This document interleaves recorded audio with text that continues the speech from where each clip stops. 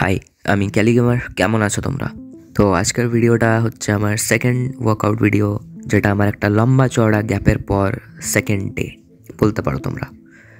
তো লাস্ট ভিডিওতে তোমাদেরকে আমি বলেছিলাম ওয়ার্ম আপ সেটের ব্যাপারে। তো ওয়ার্ম আপ সেট করেটা কি অ্যাকচুয়ালি, যখন কোনো একটা মেন এক্সারসাইজের আমরা কোনো লাইটার ভার্জন করি বা সেটাকে কম রিপিটেশনের সাথে পারফর্ম করি বা সেটার কোনো লোয়ার গ্রেডেড ভেরিয়েশন করি, সেটা আমাদের ওয়ার্ম আপ সেট হয়ে যায়।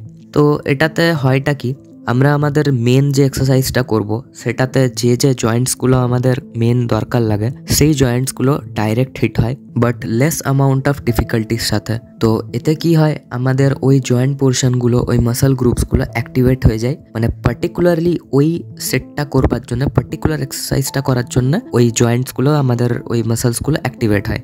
আর এই কারণে আমাদের ইনজুরি হবার চান্সও অনেক কমে যায়। তো আজকের ভিডিওতে আমি করছি কিছু সার্কিট ট্রেনিংস। এই রুটিনটা তোমরা মেবি আগেও আমার চ্যানেলে দেখেছো, বাট এইবারকার যে সার্কিট ট্রেনিংয়ের রুটিনটা সেটা একটু আলাদা আগের বারের থেকে।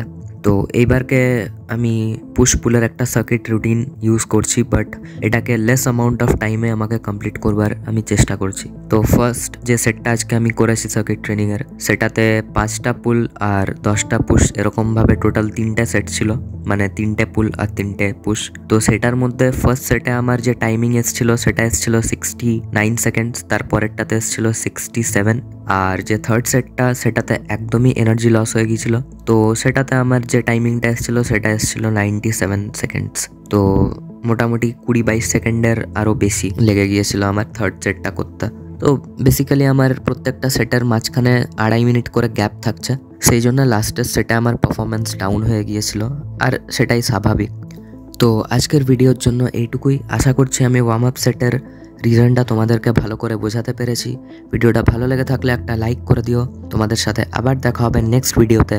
ততক্ষণ পর্যন্ত স্টে টিউনড অ্যান্ড টাটা।